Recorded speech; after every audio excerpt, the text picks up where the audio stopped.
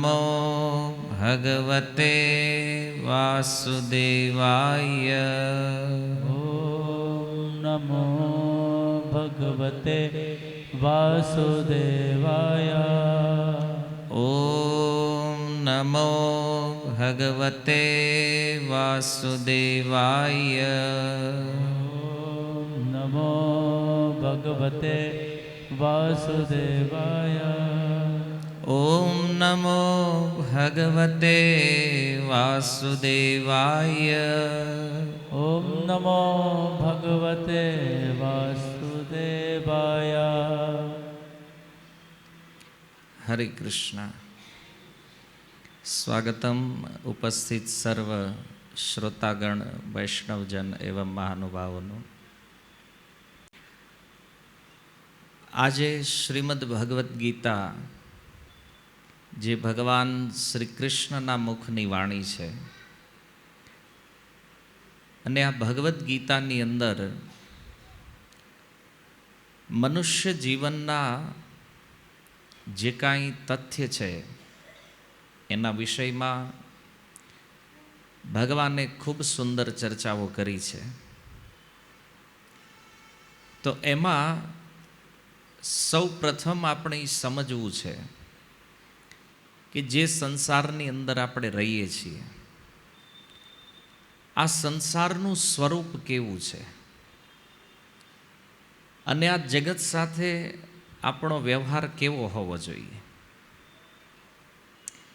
આમ તો સામાન્યતઃ લોકોની પ્રવૃત્તિ આહાર, નિદ્રા, ભય અને મૈથુનમાં અટવાયેલી છે. ખાવું, પીવું, ઊંઘવું આને લોકો જીવનનું લક્ષ્ય માને છે.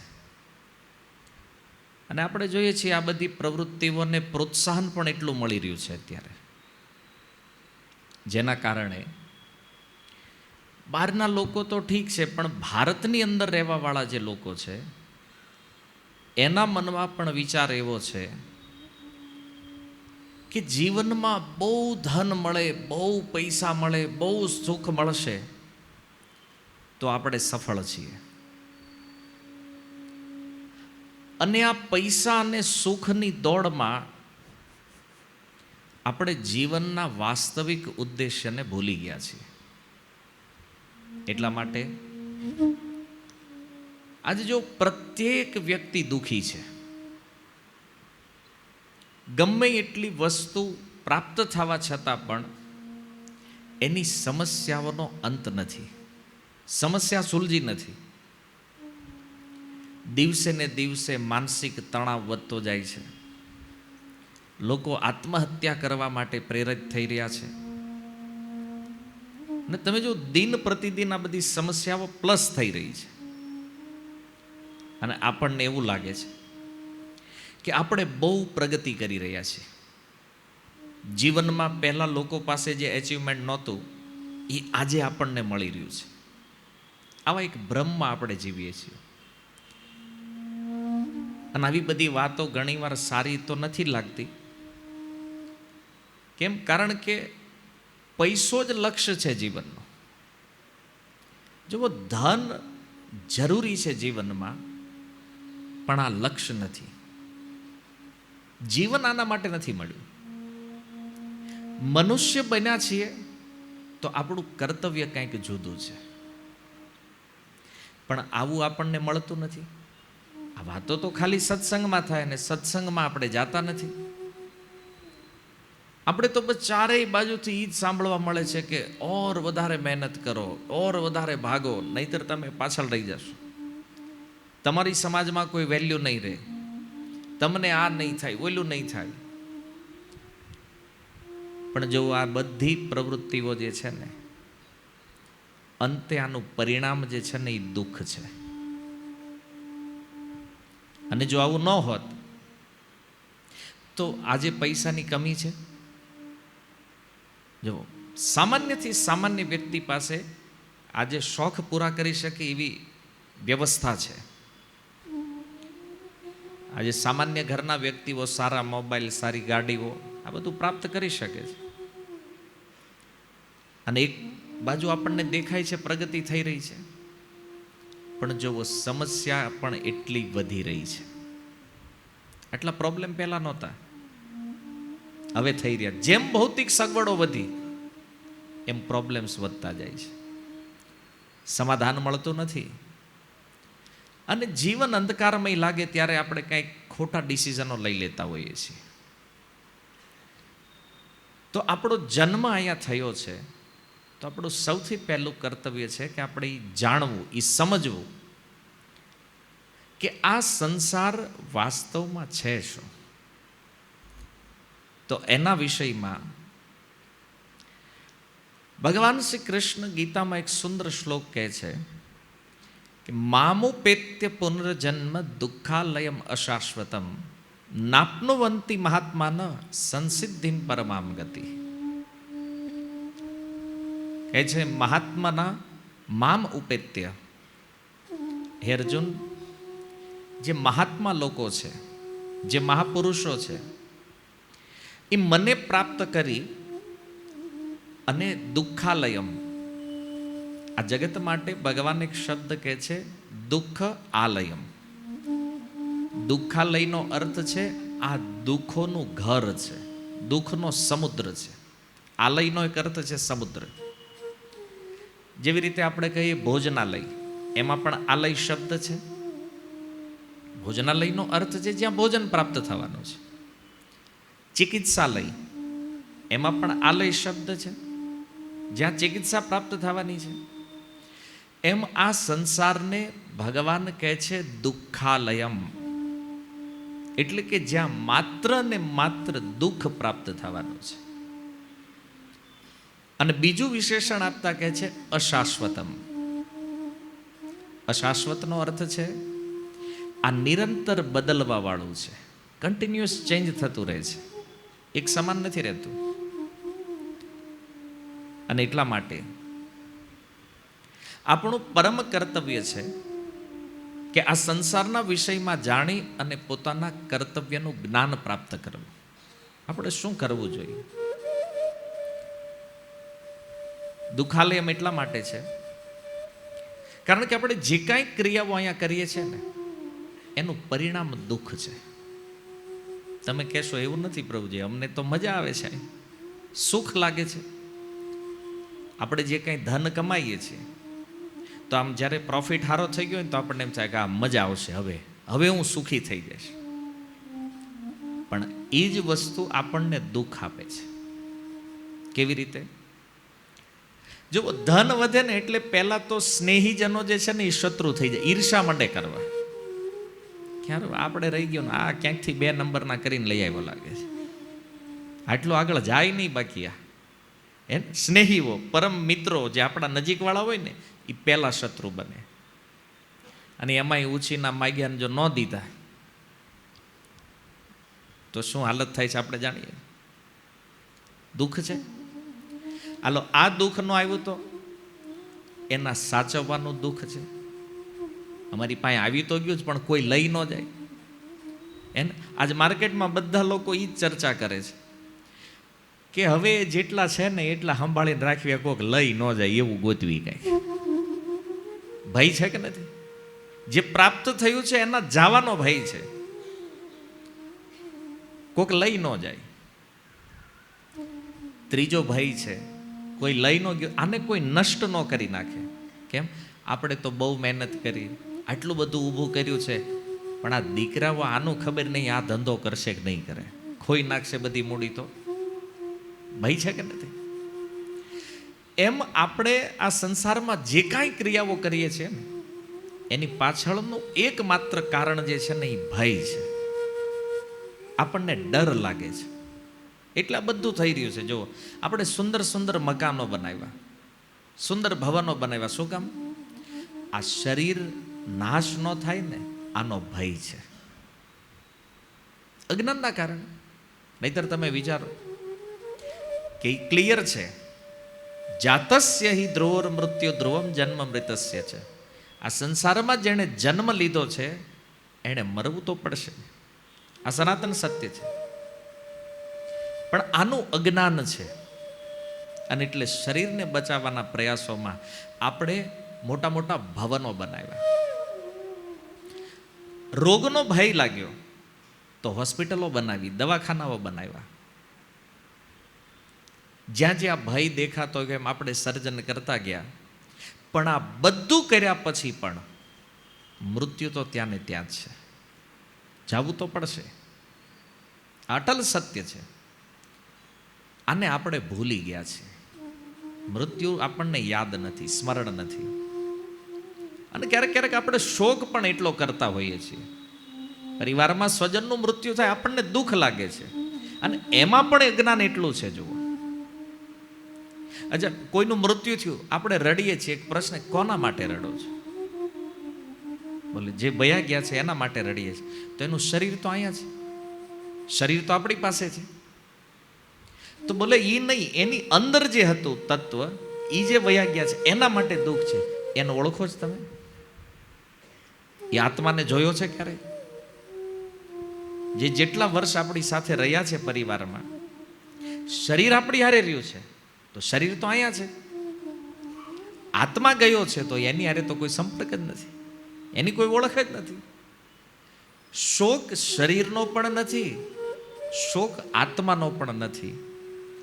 શોક કેવલ એને જે મારો છે એ માની લીધું છે ને, આ શોકનું કારણ છે. સંબંધ જે છે ને એ દુઃખનું મૂળ કારણ છે. પછી વ્યક્તિ સાથે ન હોય, વસ્તુ સાથે ન હોય, કે આ સંસાર સાથે ન હોય, સંબંધ જ દુઃખનું મૂળ કારણ છે. આપણે માની લીધું આ મારો પુત્ર છે તો એના મૃત્યુથી દુઃખ લાગે. આપણે માની લીધું આ મારો પુત્ર છે તો એ બગડી જાય ને ત્યારે દુઃખ લાગે આપણે. બાકી તો લાખો છોકરાઓ બગડ્યા છે બાર, આપણને એમાં દુઃખ નથી. પણ આપણો દીકરો જો બગડીને આવે તો એમ થાય કે નહીં, આ ન હોવું જોઈએ. તો બીજા બગડ્યા ત્યારે દુઃખ ન લાગ્યું, આપણો બગડ્યો ત્યારે કેમ? કારણ કે એને માની લીધું છે આ મારો છે. તમે જો, હમણાં એક સમાચાર આવ્યા, સાપુતારામાં એક બસ ખીણમાં પડી, એમાંય મૃત્યુ થયા કેટલાય લોકોના. સમાચાર આવ્યા ગયા, આપણે કાંઈ મતલબ નથી એનાથી. પણ માની લ્યો કે ઘટના કંઈક એવી બની હોત કે એ બસમાં આપણું કોઈ સ્વજન હોત તો દુઃખ લાગે. તો એ સમાચારને આપણે ગંભીરતાથી લેત. પણ આપણું એમાં કોઈ નથી અત્યારે, એટલે એ તો ભાઈ, અને આપણે પાછા સલાઈ દેતા કોણે કીધું ત્યાં જવાનું. પણ આવું બધું આપણે બોલ્યા શું જોઈને, ઘરે પડ્યા નો રે જાનમાના. તમને શું લાગે છે મૃત્યુ ઘરે ન આવે? હે, આને કોઈ બાઉન્ડ્રી રોકીએ કેમ નથી. પણ શોક શા માટે લાગે છે? જ્યાં મારાનો સંબંધ આવી જાય, આ મારું છે એ માની લે ને, એટલે દુઃખ ચાલુ થઈ જાય. અને જેને મારું માનીએ છીએ ને એ પહેલાં આપણું નહોતું અને પછી પણ આપણું નથી. આ વચ્ચેના સમયમાં કાંઈક એવો સંબંધ એની હારે બની જાય એટલે આપણને લાગે કે આ મારો વ્યક્તિ છે. વિચાર કરો, કોઈ બાળક આપણે ત્યાં જન્મ લે અને થોડો સમય, માનો 20-30 વર્ષ સુધી રહ્યો, તો 30 વર્ષ અને 9 મહિના પહેલા એ ક્યાં હતો? આપણને ખ્યાલ છે? કયો આત્મા આપણા પુત્ર તરીકે પ્રગટ થયો છે આપણને ખબર નથી, કોઈ જાણકારી નથી. અને હવે એ આજ નથી તો એ ક્યાં છે એની પણ આપણને જાણકારી નથી. કેવલ સંબંધ જે છે ને એ દુઃખ ઊભું કરે છે. માન્યતા, માની લીધું છે આ મારો છે, એટલે આ દુઃખનું કારણ છે. અને ન કેવલ વ્યક્તિમાં, કોઈ વસ્તુ જેને આપણે માનતા હતા મારું છે, અને માની લો એ કોકની પાસે વયું ગયું. જમીનો આપણે માનીએ છીએ કે આપણી છે,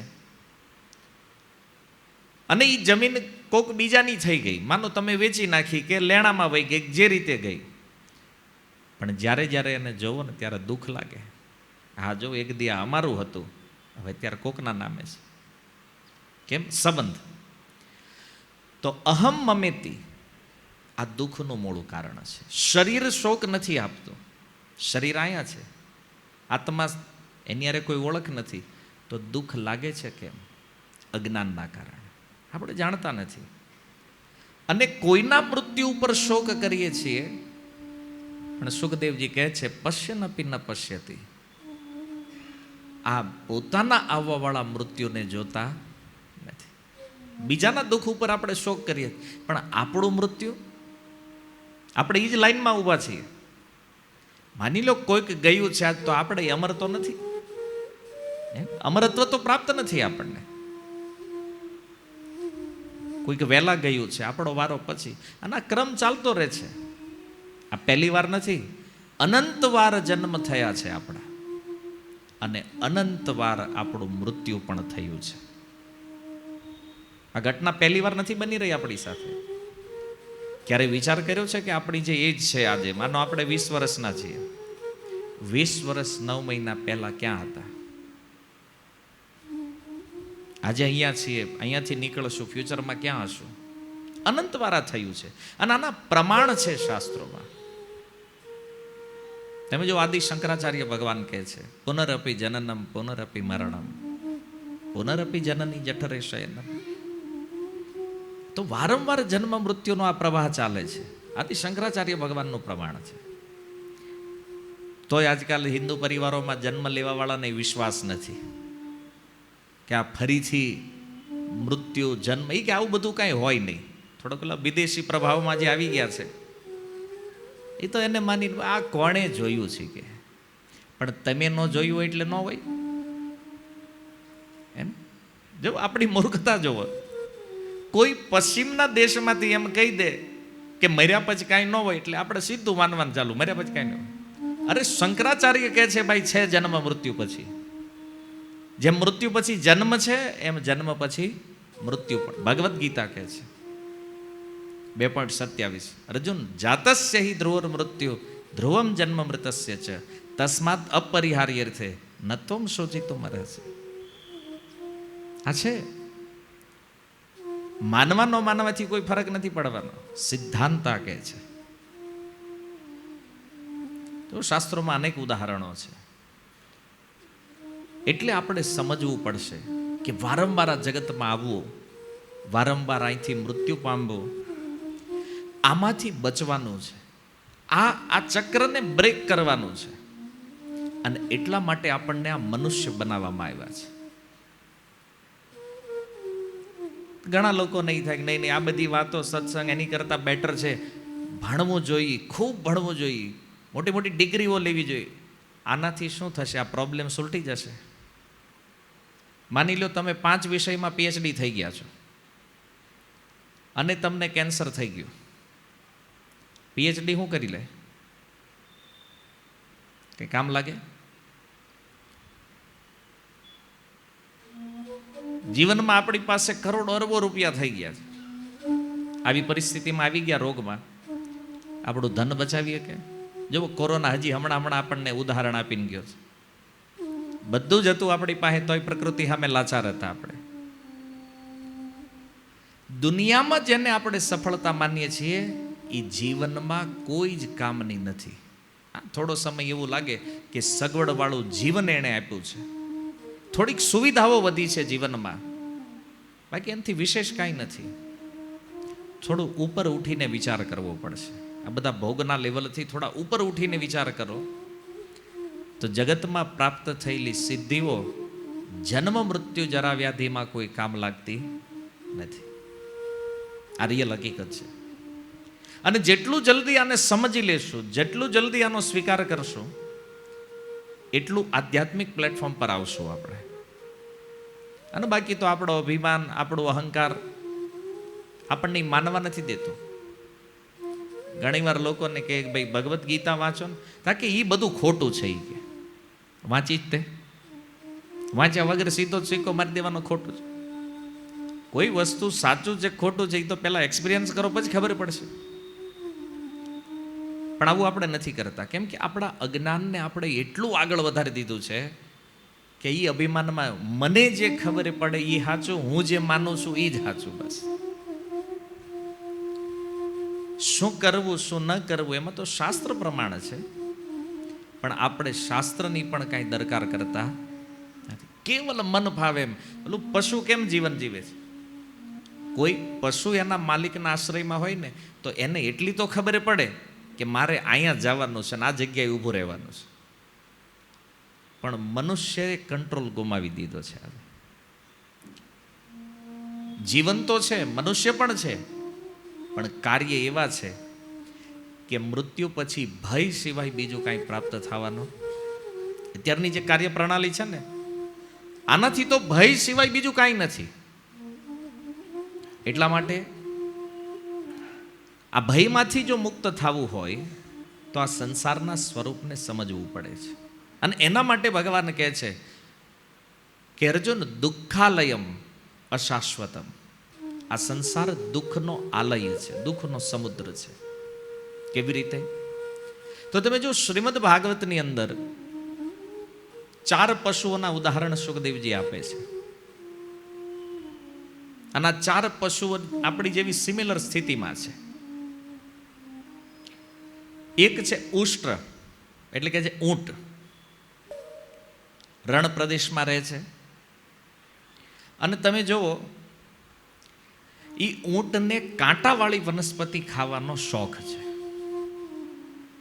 કારણ કે રણમાં રહે છે, રણમાં જે વનસ્પતિ ઉગે છે એ કાંટાવાળી હોય છે બધી.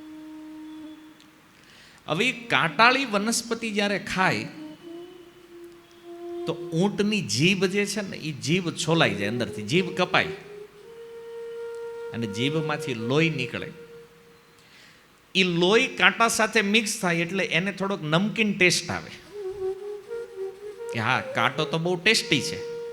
હકીકત કાંટામાં કોઈ સ્વાદ નથી, પણ પોતાના જ લોહીને પોતે જ ટેસ્ટ લઈ રહ્યું છે. આ ઊંટ છે. એમાં સંસારની અંદર જેટલા પણ ભોગવવા યોગ્ય જે પદાર્થ છે, આ ભોગવવા યોગ્ય પદાર્થોમાં આપણને સુખ દેખાય છે. એક સુંદર ભવન બનાવશું અને પછી એમાં સુંદર ફર્નિચર બનાવશું, આપણે એમાં વાસ કરશું ને એ આનંદ લેશું, મજા લેશું. પણ આપણને એ ખબર નથી કે સાંસારિક વસ્તુઓનો જે ભોગ છે એ આ કાંટાને ખાવા જેવું છે. આપણે એ ભોગ નથી ભોગવી રહ્યા, એ ભોગ આપણને ભોગવી રહ્યો છે. પણ આપણને ઊંધું ઊંટને જીવનભર ક્યારેય નથી સમજાતું કે જે ટેસ્ટ હું લઈ રહ્યો છું ને, એ સ્વાદ વાસ્તવમાં કાંટાનો નથી, એ સ્વાદ મારા જ લોહીનો છે. મારું જ કષ્ટ મને સુખ રૂપમાં દેખાય છે. આ બુદ્ધિમાની નથી, આ મૂર્ખતા છે. એમ સંસારની અંદર જેટલા પણ વિષયો છે, આ બધા વિષય અંતે દુઃખ આપવા વાળા છે. પણ આપણને એ વિષયનો પરિચય નથી અને એટલા માટે એ ભોગને ભોગવવા માટે તન તોડ મહેનત કરીએ છીએ. કોઈ વ્યક્તિને મીઠાઈ બહુ ભાવે, સ્વીટ, બહુ મીઠાઈ ખાતો રહ્યો, બહુ મીઠાઈ ખાતો રહ્યો, અને એક દિવસ અચાનક ખબર પડી કે ડાયાબિટીસ થઈ ગઈ છે. ભોગનું જ પરિણામ છે રોગ. કોઈ પણ માણસ રોગી થઈ રહ્યો છે એનો અર્થ એ છે કે એણે ભોગ વધારે કર્યો છે. ભોગથી જ રોગ આવે છે. ડાયાબિટીસ આવી એટલે એટલી ખબર પડી જાય કે આણે સુગર વધારે લીધું છે એટલે રોગ આવ્યો છે. પણ જો એ સ્વીટ જ્યારે આપણે ખાતા હતા ત્યારે કેટલું સારું લાગતું. જીહવાને કોઈ સ્વાદ આપીએ છીએ તો જીભને કેટલું સારું લાગે છે, પણ એ જ સ્વાદ અંતે રોગના રૂપમાં પ્રગટ થાય છે. કોઈ પણ વિષય ભોગ લઈ લ્યો સંસારમાંથી, એનો અંત દુઃખમય છે. માની લો કોઈ વ્યક્તિ એમ કે આપણી પાસે બધી વસ્તુ રેડી છે, હાવ બેઠા બેઠા જિંદગી કાઢવી છે, કાંઈ માથાકૂટ કરવી જ નથી, અને હાવ બેઠાડું જીવન જીવવા માંડે તોય રોગ આવે છે કે નહીં? શરીરમાં વર્કિંગ નથી તોય રોગ આવે છે. એમનામ બેહવે, કાંઈ નથી કરતા તોય રોગ આવે છે. જે સુખ માનતા હતા આપણે, હાવ નિરાત, હાલો કાંઈ વાંધો નથી, તો રોગ આમાં પણ છે. ઊંટ જેવી સ્થિતિ છે આપણી. સંસારના પ્રત્યેક ભોગને ભોગવવાની ઈચ્છા થયા કરે છે, પણ આ ભોગના સ્વરૂપને આપણે જાણતા નથી કે આને જેટલું વધારે ભોગવશું એટલા વધારે આ જન્મ મૃત્યુના સાગરમાં ઊંડા ઉતરી રહ્યા છીએ આપણે. આ ભોગ સુખરૂપ નથી, દુઃખરૂપ છે. અને એના માટે આચાર્ય ઉદાહરણ આપતા કહે છે કે જેમ આપણને ખંજવાળ આવે અને આપણે જ્યારે ખંજવાળતા હોય તો આપણને સારું લાગે, પણ એ ખંજવાળ બંધ થયા પછી ખબર પડે કે ત્યાં છોલી નાખ્યું હોય, આપણે લોહી નીકળી ગયું હોય, તો એ ખંજવાળવાનું સુખ અંતે દુઃખ બને છે. પછી જે પીડા ઊભી થાય તો એન કરતાં એવું લાગે કે ઓલું ખંજવાળ સહન કરી લીધી હોત તો સારું હતું, પછીની આ પીડા છે. એમ ભોગોનું પણ આવું છે. માપસર જરૂર જેટલી જીવનમાં છે એટલું સ્વીકારશો તો કાંઈ વાંધો નથી, પણ ઓવર જેમાં પણ ગયા એટલે શાસ્ત્રે કીધું અતિ સર્વત્ર વર્જયિત. અતિ બધી જગ્યાએ કામ નહીં કરે, અને કાંઈ પણ વસ્તુ વધારે પડતું થઈ જાય ને એ દુઃખરૂપ છે. ખાલી વિષય વસ્તુની વાત નથી, જ્ઞાન પણ જો વધારે થઈ જાય, અતિ જ્ઞાન થઈ જાય ને કોઈને, તો એ પાછો અજ્ઞાનીની જ કેટેગરીમાં આવી જાય. હાવ જ્ઞાન ન હોય એને તો આપણે અજ્ઞાની કહેતા હોય, પણ અતિ જ્ઞાન જેને થઈ ગયું છે એ પણ અજ્ઞાનીની સમકક્ષ આવે છે. એટલે શાસ્ત્રે કીધું અતિ સર્વત્ર વર્જયિત. જરૂરથી વધારે કાંઈ પણ દુનિયામાં કર્યું આ બધું નુકસાનકારક છે. જરૂર કરતા વધારે ખાવું એ રોગ, જરૂર કરતા વધારે સૂવું એ પણ રોગ. કોઈ પણ કર્મ જરૂરિયાતથી વધારે જો થયું તો સમજી લ્યો આમાં ખૂબ મોટી વિપત્તિ છે. એટલા માટે આ ઊંટની સમાન આપણે જીવન નથી જીવવું. એ સમજવું પડશે કે આ કાંટા જે છે ને સ્વાદ એમાં નથી, મારી જ જીહવા કાપીને હું સ્વાદનું આસ્વાદન કરી રહ્યો છું. સ્વાદ ભોગમાં નથી, આપણે જ આપણી ઇન્દ્રિયોના ગુલામ થઈને આ સુખ લેવાનો પ્રયાસ કરી રહ્યા છે. ઊંટ. બીજું ઉદાહરણ આપ્યું છે ગધેડાનું. હવે જો ગધેડો જે છે આ બહુ વિલક્ષણ પશુ છે. અચ્છા, ગધેડાનું એક નામ છે બીજું, તમને કોઈને ખ્યાલ છે ગધેડાને શું કહેવાય સંસ્કૃતમાં? હા, વૈશાખ નંદન. કારણ કે ગધેડો જે છે વૈશાખ મહિનાની અંદર ફૂલ ગરમી હોય, અને ગરમીમાં કેટલું હાર્ડ વર્કિંગ કરે. ગધેડો જે રાખે છે એ ધોબી નદીએ લઈ જાય, એની ઉપર ભાર મૂકે, વળી પાછો આવે. તો ગધેડો એ વિચારમાં છે કે ભાઈ હું આટલું અંતર કાપી રહ્યો છું, હું આટલી મહેનત કરી રહ્યો છું, જુઓ આવા ખરા તડકાની અંદર મેં કેટલું કામ કરી નાખ્યું છે. પણ કામ હું કામ કર્યું છે ભાઈ? ગધેડો માની લ્યો કામ ન કરે, તકલીફ શું છે? પગાર તો મળવાનો નથી. અચ્છા, ગધેડો કંઈક વર્કિંગ કરે પગાર મળે ને? નથી મળતો. એ શું કામ કરે? તો થોડું એવું ઘાસ સૂકું એને મળે, હુકાઈ ગયેલું ઘાસ, વૈશાખમાં તો એ જ મળે.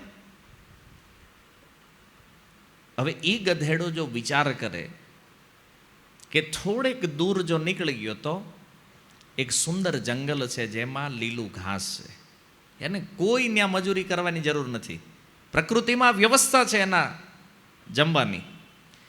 પણ એને એવું લાગે છે કે નહીં, આ હાર્ડ વર્કિંગ જે છે આ મને સુખી કરશે, આ મને અહીંયા જે થોડું ખાવાનું મળી રહ્યું છે, જો હું આ મહેનત નહીં કરું તો આવી વયું જશે. અને એટલા માટે એ લગાતાર મહેનત કરે છે. અચ્છા, ગધેડાનું શા માટે ઉદાહરણ સુખદેવજી આપ્યું છે? એટલા માટે કે આ ગધેડો જે છે એની આટલી મહેનત છે, એવી મહેનત આપણે પણ આ સંસારમાં કરીએ છીએ.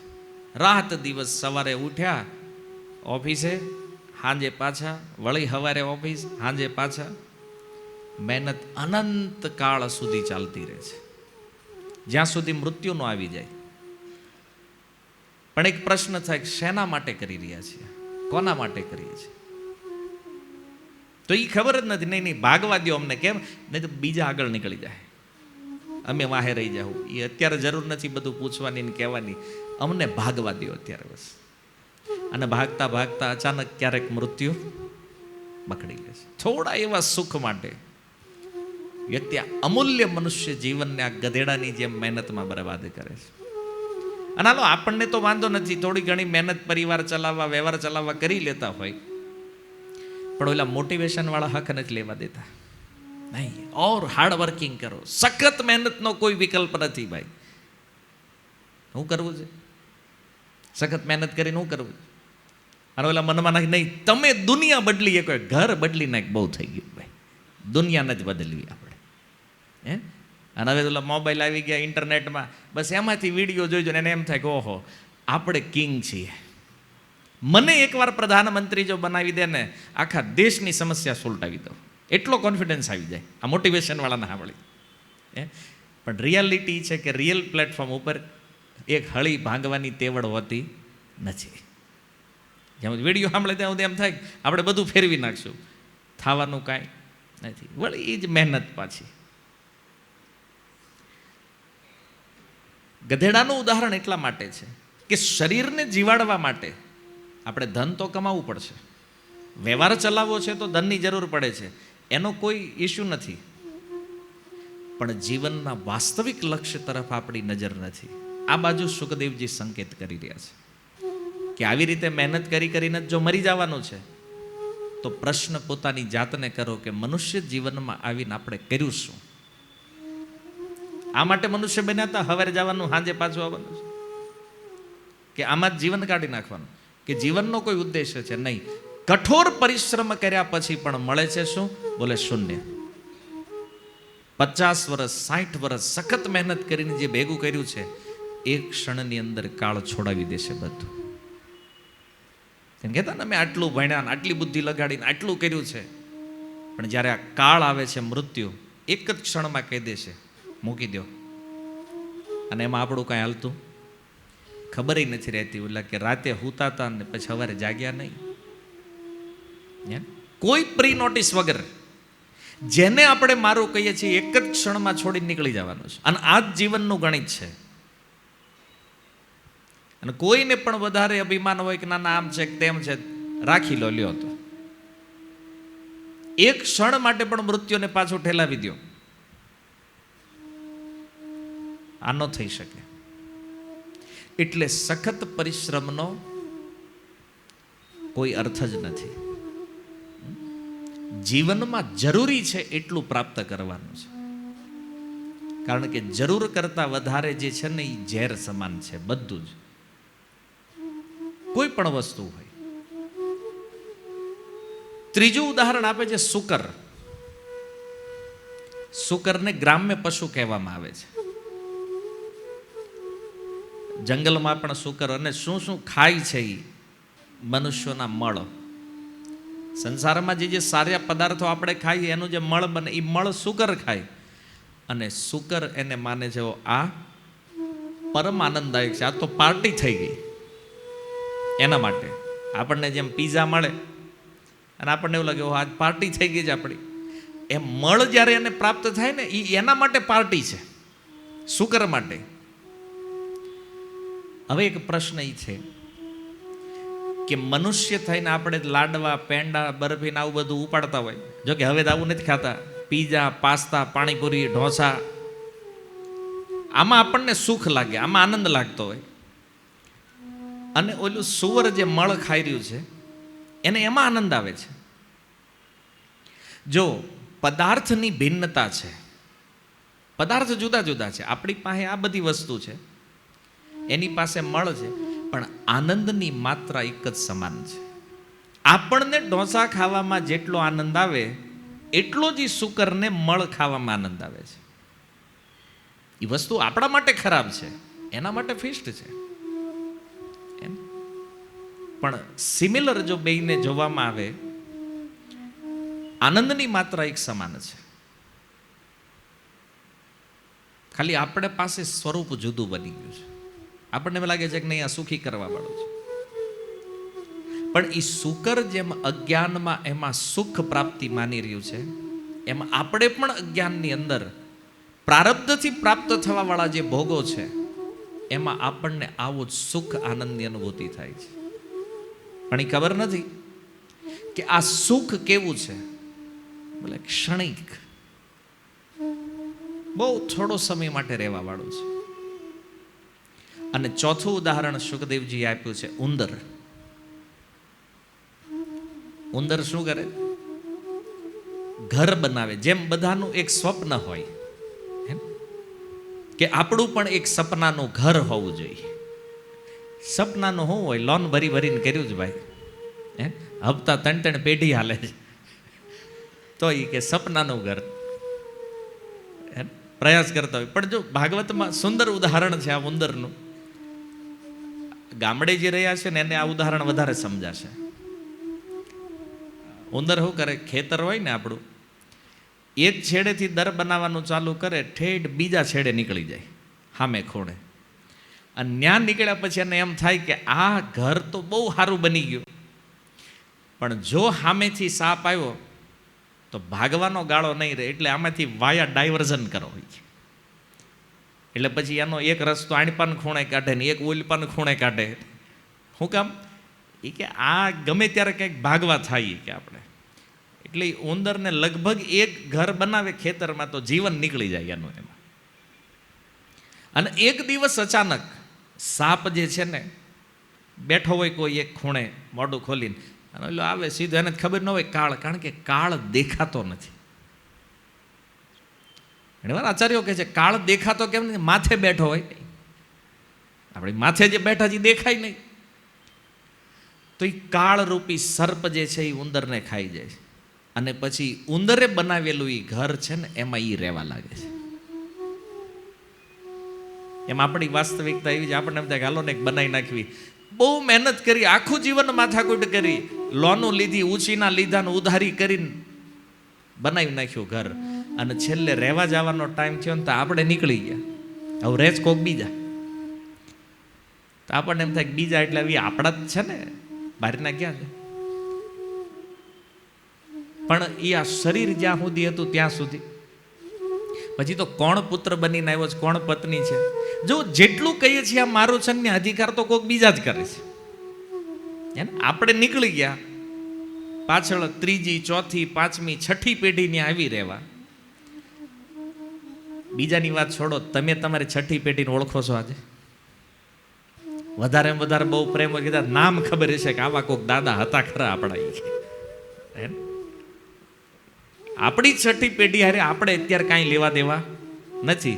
તો એ જે આવવા વાળી પેઢીઓ છે જેની હાટું આ માથાકૂટ કરી રહ્યા છે, એ તો આપણને ઓળખતી નહીં હોય ભાઈ.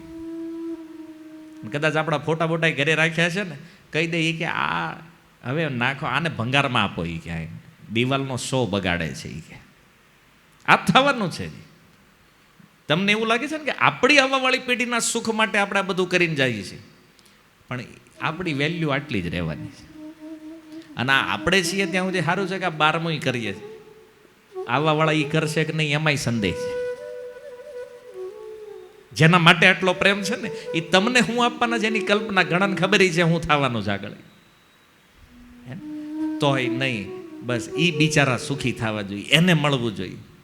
એ સુખી થાય કે ન થાય, તમારું શું થવાનું એ પહેલા વિચાર. આપણે અહીંથી જવાનું છે તો સૌથી પહેલું કર્તવ્ય છે આપણું આત્મકલ્યાણ કરવાનું છે. મેં કે આ બધી ચિંતામાં રહી, એક ઘર અહીં બનાવ્યું ને એક મુંબઈ બનાવવું છે ને એક અમેરિકા બનાવવું છે, અને આ બધું કરીને છેલ્લે કરવાનું છું તો કે દેહમાં જઈને લીમડે હોઈ જવાનું છે. તો ગામડું છે ને લીમડો જઈને હોઈ જાવ ને, આમાં રાઉન્ડ મારીને હું કામ જવું ભાઈ? એમ સીધું છે. આવું થયું છે. ઘણા લોકો એમ કહેતા અમારે તો છે ને આમ બધે એક એક ઘર થઈ જાય ને પછી આપણે પૂછીએ પછી શું કરવું છે? ભાઈ દેહમાં વયું જવું છે. તો આટલું બધું કમાય ને આટલી માથાકૂટ કરીને પછી દેહમાં જવું, અત્યારે વયો જાય. સીધું સરળ છે, નથી કરાતું. પણ એ ઉંદરની જેમ મહેનત કરતા કરતા જીવન ક્યારે વયું જાય એની ખબર રહેતી. 60-70 વર્ષની ઉંમરે હાવ નવરા થાય ને પછી વિચારે ખારું શું કરવું હવે. ત્યારે કાળ માથે બેઠો હોય, ખબર નથી રહેતી શું કરવું. જુઓ કેટલાય વૃદ્ધ લોકો છે, અમે અહીં રસ્તામાં નીકળતા હોય ક્યારેક જોઈ બેઠા બેઠા કંઈક ચા પીતા હોય ને 3 પત્તી રમતા હોય ને. આ જિંદગી છે આ ગઢા લોકોની. જુઓ તો. અને એ ગઢા આપણને શું શીખવાડતા? ભજન અત્યારે કરાય નહીં. કેમ? એ તો ગઢા થાય. હવે તમે થયા જ લ્યો કરો. કેટલા ગઢા ભજન કરે છે, માથાકૂટ સિવાય લગભગ કઈ કરતા નથી. કારણ કે ઓલી આસક્તિ રહી ગઈ છે ને ઘરમાં. વ્યવહાર મૂકી દીધો, ધંધો મૂકી દીધો, તોય માથાકૂટ ચાલુ નથી થતું ભજન ભાઈ.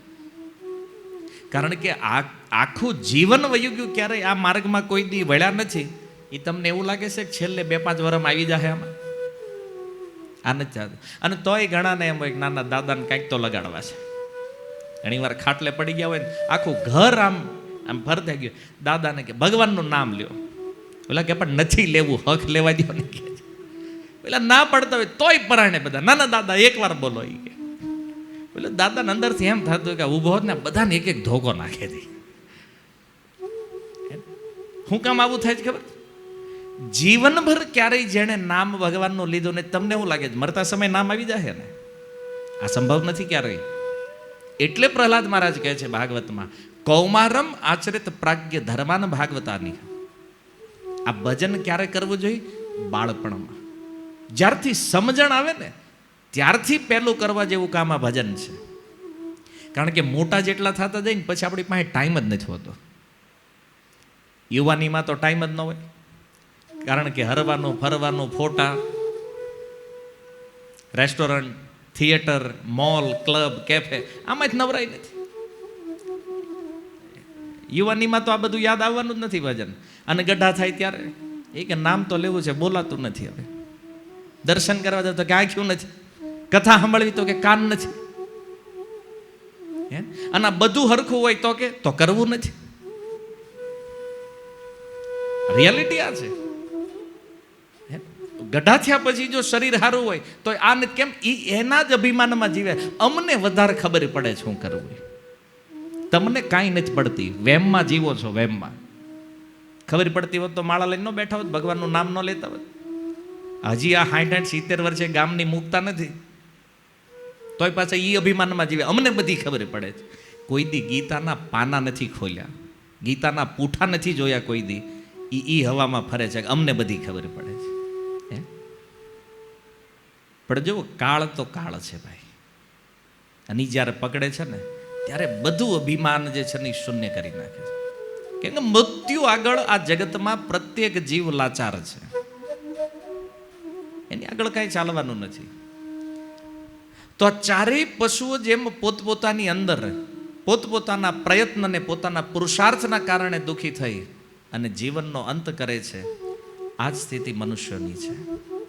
આપણે આ જગતમાં કેટલો પ્રયાસ કરીએ છીએ કે આ કરી નાખશું, ઓલું કરી નાખશું, આમ કરશું, તેમ કરશું, અને જીવનભરી વિચાર કરતા કરતા કરતા જિંદગી ક્યારેથી એન્ડ થઈ જાય છે આની ખબર રહેતી નથી. અને એટલા માટે પ્રહલાદ મહારાજનો જે ઉપદેશ છે, કૌમારમ આચરિત પ્રાગ્ય, આ ભજન જ્યારથી ખબર પડે ને ત્યારથી પ્રારંભ કરી દેવું જોઈએ. કરવા જેવી વસ્તુ આ છે જીવનમાં. તો હજી આમાંય ઘણાનો ઓબ્જેક્શન હોય પાછું. તમે બધી ભજનની ને ભક્તિની વાતો કરો, જોવો દુનિયા ક્યાં પહોંચી, ભણવું જોઈએ, આ કરવું જોઈએ, રોકેટ બનાવવાના, અણુબોમ્બ બનાવવાના, શું કરવું પછી કોકની ઉપર નાખીને મારી નાખવા જોઈએ. ધંધો જ મળ્યા છે કે બીજું કાંઈ છે?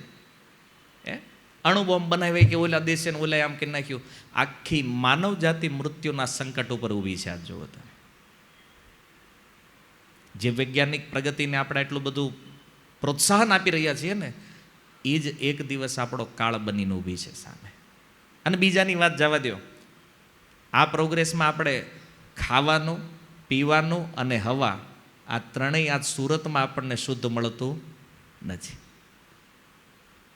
કઈ વસ્તુ તમે ખાવ છો એ 100% શુદ્ધ છે? બતાવો સુરતની અંદર. પાણી પ્યોર છે? નથી. અને હવા? આ આપણી પ્રગતિ છે. કોઈને પણ માપવી હોય ને કે અમે ભણીને બહુ પ્રોગ્રેસ કરી છે, આ કર્યું છે આપણે. સીધી ભાષામાં કહું, 100 વર્ષના જીવનને 60 વર્ષે લાવી દીધું. આ આપણી પ્રગતિ છે અત્યાર સુધી. પેલા કે આપણા દાદા દેહમાં કાંઈ નોંધ કરતા તોય 100 કાઢ નાખ્યા ને. આપણે તો એમ થાય 70 પગ્યા તેમ થાય ઓહો વર્લ્ડ કપ જીતી લીધો છે. આ સ્થિતિ છે અત્યારે. 70 જેવા તેમ કહો બહુ મોટી ઉંમરે ગયા, વાંધો નહીં. શાસ્ત્ર કહે છે કળિયુગમાં 100 વર્ષ જીવે વ્યક્તિ, પણ આપણે 60, 70, 25 વર્ષે હાર્ટ એટેક આવવા માંડ્યા. 18 વર્ષની ઉંમરમાં હાર્ટ એટેક આવવા માંડ્યા. જુઓ તમે, કઈ પ્રગતિ ઉપર જઈ રહ્યા છીએ આપણે? તોય અભિમાન હજી ઉતરતું નથી. નહીં, બહુ અમે પ્રગતિ કરી. પ્રગતિ નહીં, આખો સમાજ અધોગતિ કરી રહ્યો છે. શું કામ? આ અજ્ઞાનના કારણે. અચ્છા, કોઈને આપણે પૂછીએ, ધંધો શું કામ કરો છો? તો કે જીવવા માટે. જીવવું શું કામ? ખાવા માટે. ખાવું શું કામ? તો કે જીવવા માટે. જીવવું શું કામ? તો કે ધંધો કરવા. તો ગોળ ગોળો જ હાલે છે એમ. કોઈ લક્ષ્ય નથી જીવનનો. બસ બધા દોડી રહ્યા છે તો આપણે દોડો રહીશું. પણ બુદ્ધિમાન વ્યક્તિ છે જે આમાંથી બહાર નીકળવાનો ઉપાય શોધે. જે આદતો પડી ગઈ છે ને, આપણે આ આદતોમાંથી બહાર નીકળવું પડશે. જો એક સુંદર ઉદાહરણ છે. એક વૈજ્ઞાનિક હતો, એણે એક વસ્તુ ટ્રાય કરી. એક નાનું એવું ઘર બનાવ્યું, એમાં 2 બારી બનાવી. એક બારીમાં કરંટ મૂક્યો એણે, અને એક બારી જે હતી ને એમાં એણે ખાવાની વસ્તુ મૂકી બધી, અને એક ઉંદરડાને પૂર્યો અંદર. હવે ઉંદરડાને પૂર્યો એટલે એ ઉંદર જેવો ઓલી કરંટ બાજુ જાય, કરંટ લાગે એટલે એને ઝટકો લાગે. 2-3 ઝટકા ખાધા પછી ઉંદરડાને નક્કી થઈ ગયું આણે પા જવાય નહીં. ઓલી બાજુ ગયો, ન્યા ગયો તો ન્યા કરંટ નહીં, ન્યા ખાવાનું હતું. તો એના મનમાં નક્કી થઈ ગયું આ સારું છે, આ સારું નથી. કન્ફર્મ કર્યું. એટલે ઓલાએ જોયું કે ઉંદરડાની વિચારધારા ફિક્સ થઈ ગઈ છે. પછી એણે બદલી નાખ્યું. કરંટ હતો એ બાજુ ખાવાનું મૂક્યું, ખાવાનું હતું એ બાજુ કરંટ મૂકી દીધો. ઓલાને મેન્ટાલિટી ફિટ હતી કે ખાવાનું હોય ત્યાં કરંટ હોય નહીં. તો એ ગયો ઓલી બાજુ, પણ એને ખબર નહીં ત્યાં કરંટ છે. તો જેવો ખાવા ગયો કરંટ લાગ્યો, ફરીથી ખાવા ગયો પાછો કરંટ લાગ્યો. ટ્રાય કરી 2-4 વાર, એટલે ઉંદરડાને પાછું ફિક્સ થઈ ગયું નહીં, આ કરંટ છે, ઓલામાં નથી. અને આ રીતે 2-4 વાર જ્યારે ચેન્જ થયું, ઉંદરડો કન્ફ્યુઝ થઈ ગયો. એ વિચાર કરવા માંડ્યો કે આમાં કરંટ છે કઈ બાજુ. ક્યારેક આમાં લાગે છે, ક્યારેક ઓલામાં લાગે છે. અને એ વૈજ્ઞાનિક છે, એણે જોયું કે આ ઉંદરડો કન્ફ્યુઝ થઈ ગયો છે. પછી એણે છે ને વાહેલો દરવાજો ખોલી નાખ્યો. ખોલી નાખ્યો એટલે એની પાસે ચાન્સ હતો કે એ ગમે ત્યારે ભાગી શકે ત્યાંથી. પણ એ ઉંદરડો ભાગતો નથી. ઉંદર ભાગતો નથી, એ બેઠો બેઠો વિચાર કરે છે. એ કે આ બરાબર છે કે ઓલું બરાબર છે. હવે એ ભૂલી ગયો કે આપણા માટે દરવાજો ખુલી ગયો છે. આ બંધનમાંથી જો બહાર નીકળી જવું હોય તો પાછળ દરવાજો ખુલ્લો છે. પણ ઉંદરડો કન્ફ્યુઝ. એમ આપણે પણ આ જગતમાં કન્ફ્યુઝ થઈ ગયા છે. એમ સુખ છે ક્યાં? ઘડીક અહીંયા સુખ દેખાય છે, ઘડીક ત્યાં સુખ દેખાય છે. ઘડીક એમ થાય પરિવારમાં સુખ છે, ઘડીક એમ થાય સમાજમાં સુખ છે, ઘડીક એમ થાય વ્યક્તિમાં સુખ છે, ઘડીક એમ થાય પદાર્થમાં સુખ છે. પણ જુઓ, આ જગતમાં એક દરવાજો ખુલ્લો છે અહીંથી નીકળવા માટે. આ બધા પ્રોબ્લેમમાં નીકળી જવું હોય બહાર. આ દુઃખાલયમાં શાશ્વત જગત છે. જો અહીંથી નીકળી ગયા તો પ્રોબ્લેમ જ સોલ્વ છે. એનો એક દરવાજો ભગવાને આપણને આપ્યો છે. ગીતા 18.66 ભગવાન શ્રી કૃષ્ણ કહે છે, અર્જુન સર્વ ધર્માન પરિત્યજ્ય મામ એકમ શરણમ વ્રજ અહમ ત્વામ સર્વ પાપેભ્યો મોક્ષિષ્યામિ મા શુચિ. અર્જુન, તું બધા ધર્મનો ત્યાગ કર, આ બધી માથાકૂટ છોડી દે. મામ એકમ શરણમ વ્રજ, મારી એકની શરણમાં આવી જા, બધા પ્રોબ્લેમ સોલ્ટી જશે. અહમ ત્વામ સર્વ પાપેભ્યો, અર્જુન બધા પાપથી મુક્ત કરી દઈશ. માં શું છે? પરમ પવિત્ર થઈ જશે, બધા પાપથી મુક્તિ. તો ભગવાનને શરણાગત થવું આ શ્રેષ્ઠ ધર્મ છે ભગવદ્ ગીતા અનુસાર. કૃષ્ણ કહે છે મામ એકમ શરણમ વ્રજ, મારી શરણમાં આવી જા, પછી બધું ભૂલી જા, કોઈ ચિંતા કરવાની જરૂર નથી. પણ જો આપણે આ જગતમાં બધાની શરણાગતિ લઈએ છીએ ભગવાનને છોડીને. ખબર નહીં ભગવાન આરે હું શત્રુતા થઈ ગઈ છે. પાડોશી થોડોક મજબૂત હોય ને તો એની શરણમાં વહી જાય. સારું સારું થયો તમે પાડોશી, જો અમારે ક્યારેક વાંધો આવ્યો હોય તો પછી તમારી પાસે આવવા થાય. કોઈ કુટુંબમાં મોટો માણસ એના શરણમાં વહી જાય. તમે છો ને એટલે આપણે પરિવારને વાંધો નથી. એમ વળી કોકને નેતારે ઓળખાણ જાય, તમે અમારા એરિયામાં છો એટલે વાંધો નથી. કોકને ઉપર પ્રધાનમંત્રી હારે ઓળખાણ હોય વાંધો નહીં, કે આપણે વાંધો નહીં આવે. એમ આ દુનિયામાં ગમે એની શરણ લઈ લ્યો, જન્મ મૃત્યુ જરા વ્યાધિ પીછો છોડવાનો નથી. ઓળખાણ હારે મોદીજી હારે હોય તોય ભલે, અને પુતિન હારે હોય તોય ભલે. કે અમેરિકામાં કોણ છે? આ ઈ જે હોય તમારે જ્યાં ઓળખાણ હોય ત્યાં. પણ આ કોઈ ઓળખાણ મૃત્યુ સમયે કામ લાગે નહીં. આ વાસ્તવિકતા છે. પણ એક ઓળખાણ છે, જો ભગવાન કૃષ્ણ હારે થઈ ગઈ તો પછી કાળ પણ આપણું કાંઈ બગાડીએ કે નહીં. કેમ? કારણ કે કાળના કાળ, એકાદશ અધ્યાયની અંદર ભગવાને કીધું, હે અર્જુન, આ કાળ જે છે ને એ પણ મારી શક્તિ છે. કાળ એ ભગવાનની અધ્યક્ષતામાં કાર્ય કરે છે. અને એટલા માટે એ કાળથી પરે જો વિજય પ્રાપ્ત કરવો હોય તો કૃષ્ણની શરણાગતિ લેવી જરૂરી છે. આ ગીતાનો સારરૂપ શ્લોક છે, જેમાં ભગવાન કહે છે, અર્જુન બધી માથાકૂટ છોડી દે, મામ એકમ શરણમ વ્રજ, મારી શરણમાં આવી જા, હું તને મુક્ત કરીશ. અને ભગવાન સિવાય આ દુઃખોથી આપણને મુક્ત કરીએ કે એવું કોઈ છે? આપણે એવાની પાસે જઈને મદદ માગવી, જે પોતે જ તે કાળના મુખમાં બેઠા છે. આપણે જેની ઉપર ભરોસો રાખીને બેઠા છીએ ને, એ ક્યારે ઉકલી જાય આનું કાંઈ નક્કી. કારણ કે બધા જ કાળના પ્રવાહમાં છીએ આપણે. પણ એક વ્યક્તિ એવા છે જે આ કાળથી પરે છે, એ કૃષ્ણ છે. અને જો એનું શરણ લેશું તો આપણે આ સમસ્યાઓમાંથી મુક્ત થશું. જેણે જેણે ભગવાનનું શરણ લીધું છે, આ કાળનો પ્રભાવ એની ઉપર રહેતો નથી. એટલે આપણે પણ જો એવું ચાહતા હોઈએ કે આપણે આ બધી સમસ્યાઓમાંથી બહાર નીકળવું છે, તો એકમાત્ર શરણ લેવા યોગ્ય ભગવાન છે. આજકાલ ધનની આ દોડ પાછળ આપણને એવું લાગે છે કે આ બધું જરૂરી નથી, સત્સંગ જરૂરી નથી, શાસ્ત્ર જરૂરી નથી. આ બધાથી વિમુખ થવાના કારણે જ આપણા જીવનમાં સમસ્યાઓ આવી છે. એટલે બાકી દુનિયાની કોઈ વસ્તુ આમાંથી આપણને બહાર નહીં કાઢી શકે. એટલે બુદ્ધિમાન વ્યક્તિ છે જે ભગવાનને ભજે છે, ભગવાનનું ભજન કરે છે. તો કળિયુગમાં ભગવાનની ભક્તિ કરવા માટેનો સરળ ઉપાય જે છે ને એ ભગવાનનું નામ છે. તમે કહો, પ્રભુજી તમારી વાત બધી સાચી, પણ અમારી પાસે ટાઈમ નથી. મૂળ તો મોટો પ્રોબ્લેમ ટાઈમનો છે. ટાઈમ નથી અમારી પાસે. કેમ? કારણ કે બધાને એક જ વસ્તુ આવડે છે, આઈ એમ બિઝી. ગમે એટલા બિઝી હોવ, પણ આ સમસ્યાઓ પીછો છોડવાની નથી.